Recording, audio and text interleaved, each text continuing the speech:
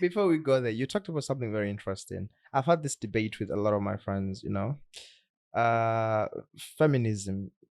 At this point, it's very subjective. If you ask me, everyone has their own definition on how they, define feminism. How do you define feminism yourself? Yeah, that's Because like I saw it on your bio, I'm like, feminist. Okay, I'm like, okay, yeah. she is. Yeah, she is. Which feminist? Yeah, Because but which there's feminist? Yeah, yeah. they're all over the place now. Yeah. Yeah, that's true. And I actually love that question. I get asked that a lot because I do make it a point to say I'm a feminist and then make people ask me No, because it okay. is good, like, or like I know people will ask me because there are so many prejudices and like so many thoughts about Yeah. this third wave feminism, especially you have today, where it's like, why is this no man, not no woman? Like, no, that's not where the like that's ruining the focus from what it's Yeah. actually. So I still stick because I have many feminist friends or who are feminist, like actually in their ideas and stuff, but won't use the term feminist because of what is connected to what people associate with it. Yeah. So I consciously use it so I can change it. Yeah. So you can share your Yeah. ideas. Yeah. So for me, feminism is really about empowering the feminine things, like the femininity. It's not about necessarily women or men, but it's actually about because you'll see. So traditionally, it's been women who have been oppressed for being feminine, for being women, while today there's also oppression of the feminine traits in men, like the crying, showing feelings and stuff. You're not a man if you do that. You're not, that's because femininity is actually linked to weakness in our society. That is what it's always been.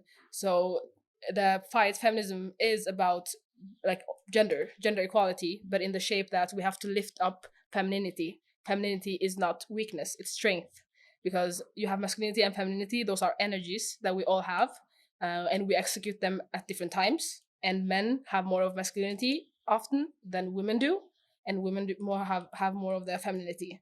And then it's also like it's contextual.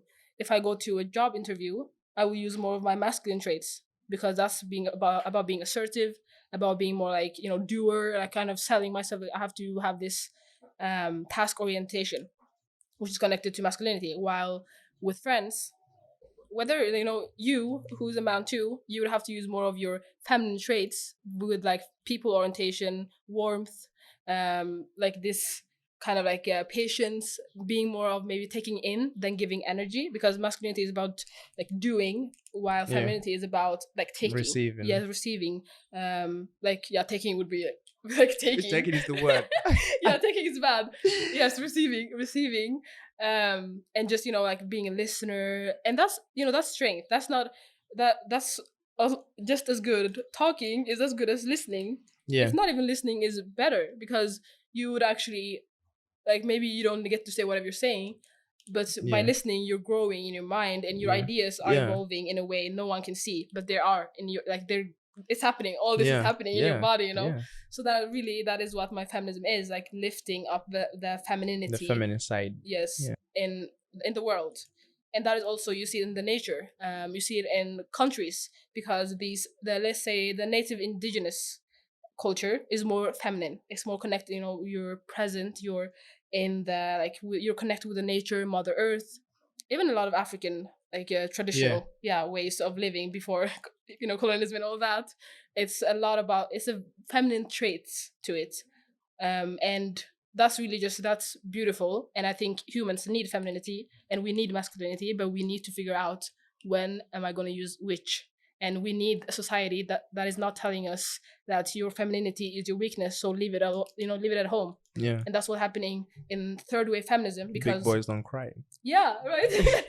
Exactly. And even women today, it's like, I want to be a CEO, so I'm gonna be masculine. Like, Yeah. no, I should be a CEO because I am a woman, like because of my feminine strength.